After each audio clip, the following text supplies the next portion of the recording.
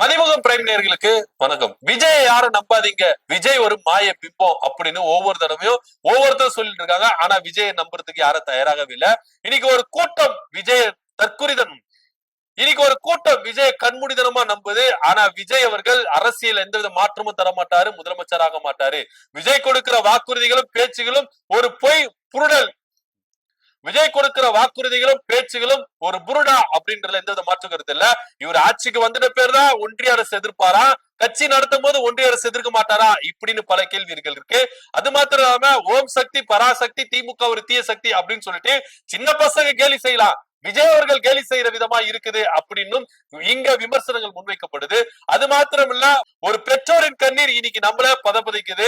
ஏன்னா இரட்டையர்கள் பிறந்தாங்க, அதுல ஒருத்தர் இன்னைக்கு ஹாஸ்பிட்டல்ல சீரியஸா இருக்கிறாரு.